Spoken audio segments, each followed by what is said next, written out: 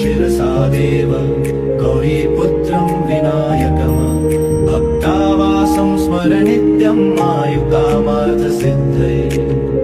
प्रथमं वक्रतुण्डं च एकदन्तं द्वितीयकम् तृतीयं कृष्णं पिनाक्षं गजवक्त्रं चतुर्थकम् लम्बोदरं पञ्चमं च षष्ठं विकटमेव च सप्तमं विघ्नराजेन्द्रं धूम्रवर्ण तथाष्टकम् नवमं भालचन्द्रं च दशमं तु विनायकम् एकादशं गणपतिं द्वादशं तु गजाननम्।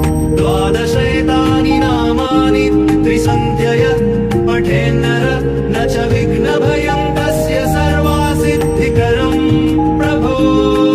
विद्यार्थी लभते विद्यां धनार्थी लभते धनम् पुत्रार्थी लभते पुत्रान् मोक्षार्थी लभते गतिम्।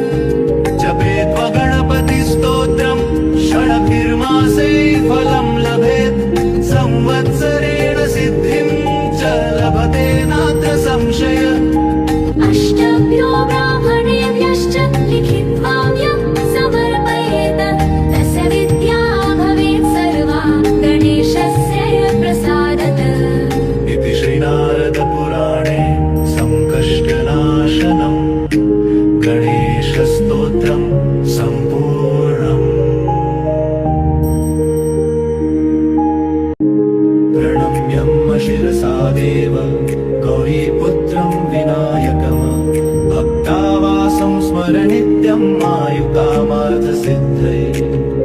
प्रथमं वक्रतुण्डं च एकदन्तं द्वितीयकम् तृतीयं कृष्णं पिनाक्षं गजवक्त्रं चतुर्थकम् लम्बोदरं पञ्चमं च षष्ठं विकटमेव च सप्तमं विघ्नराजेन्द्रं धूम्रवर्ण तथाष्टकम् नवमं भालचन्द्रं च दशमं तु विनायकम् एकादशं गणपतिं द्वादशं तु गजाननम्।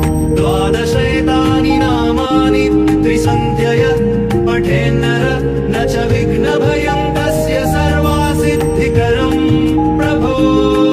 विद्यार्थी लभते विद्यां धनार्थी लभते धनम् पुत्रार्थी लभते पुत्रान् मोक्षार्थी लभते गतिम्।